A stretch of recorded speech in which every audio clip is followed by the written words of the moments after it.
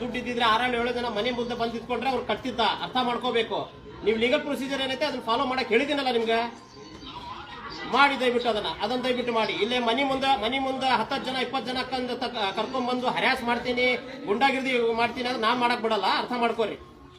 ಹಿಡ್ಕೊಳಪ್ಪ ಏನು ನೀವು ದಯವಿಟ್ಟು ರಿಕ್ವೆಸ್ಟ್ ಮಾಡ್ಕೊಂತೀನಿ ನಮ್ಮ ಹುಡುಗರು ನೀವು ಅವ್ರು ಹೇಳ್ಯಾರಂತ ದಯವಿಟ್ಟು ಬರಕ್ ಹೋಗ್ಬೇಡ್ರಿ. ಒಬ್ಬನೇ ಇರ್ತಾನೆ. ಯಾರು ಇನ್ಚಾರ್ಜ್ ಇದ್ದಾನೆ ಇಲ್ಲಿಗೆ? ನೀವು ಒಬ್ಬನೇ ಬರಬೇಕು.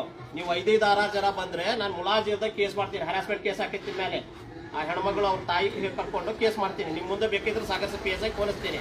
ಅರ್ಥ ಮಾಡ್ಕೊಳ್ರಿ. ಕೆಲಸ ಮಾಡ್ರಿ, ಬೇಡ ಅನ್ನಂಗಿಲ್ಲ. ಮಾರ್ಚಂಡ್ ನಾನು ಒಂದು ಬ್ಯಾಂಕ್ ಮ್ಯಾನೇಜರ್, ನಾನು ICICI ಬ್ಯಾಂಕ್ ಮ್ಯಾನೇಜರ್ ಇದ್ದೆ, ಮಾಡ್ಕೊಂಡ್ ಬಂದಿನಿ ಇಲ್ಲ ಅಂತಲ್ಲ.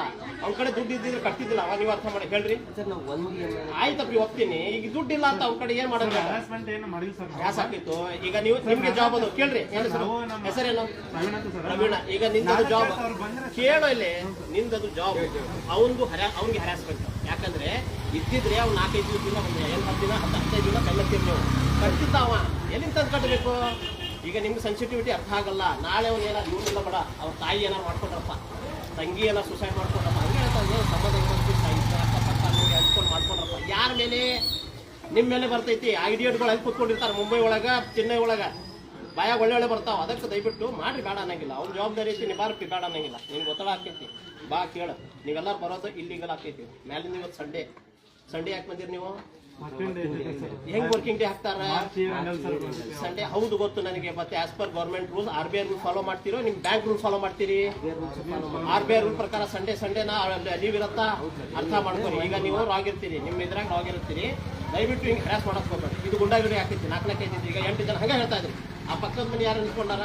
ಅಲ್ಲಿ ನಿಂತ್ಕೊಂಡಾರ. ಇಲ್ಲಿ 8 ಜನ ಇಟ್ಕೊಂಡ್ರಿ ಏನ್ ಅನ್ಸುತ್ತೆ ಜನರಿಗೆ? ಅಂಜಿಕೆ ಆಗುತ್ತಾ? ನನ್ಗೆ ಗೊತ್ತಾ ನಿಮ್ ಸಮಸ್ಯೆಗಳು ಇದಾವ, ನನ್ಗೆ ಗೊತ್ತೈತಿ. ನಿಮ್ ಪ್ರೆಷರ್ ಐತಿ. ನೀವು ಅದು ರಿಕವರ್ ಮಾಡಲಿಲ್ಲ ಅಂದ್ರೆ ನಿಮ್ಮ ಮೇಲೆ ಮತ್ತೆ ನಿಮ್ಮ ನೌಕರಿ ಹೋಗ್ತಾವ.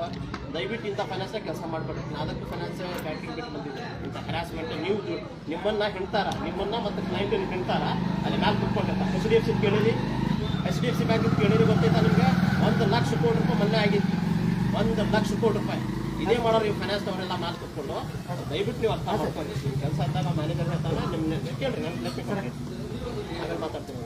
ಅವ್ನಿಗೆ ನನ್ನ ಬಗ್ಗೆ ಗೊತ್ತಿಲ್ಲ. ಅವ್ನಿಗೆ ನನ್ನ ಬಗ್ಗೆ ಗೊತ್ತಿಲ್ಲ. ಅವ್ನಿಗೆ ನೆಕ್ಸ್ಟ್ ನಾನು ಆಫೀಸ್ಗೆ ಬಂದು ಮಾತಾಡ್ತೀನಿ ಅಂತ ಹೇಳೋ. ಅವ್ನಿಗೆ ನನಗೆ ಕಳಿಸ್ತಾನೋ ಪಾಠ. ಅವ್ರಿಗೆ ಹೇಳ್ಬೇಕಂತ ನಾನು ಇದ್ದಿದ್ದು ಕಟ್ತಿದ್ದೀನಿ ನೆನಪಿ. ಅರ್ಥ ಮಾಡ್ಕೊಡ್ರಿ. ನಾನು ಅವನಿಗೆ ಅಲ್ಲಿ ಆಫೀಸ್ ಬಂದು ಮಾತಾಡ್ತೀನಿ ಅಂತ ಹೇಳೋ. ಅವ್ನಿಗೆ ನನ್ನ ಬಗ್ಗೆ ಗೊತ್ತಿಲ್ಲ ಸರಿಯಾಗಿ.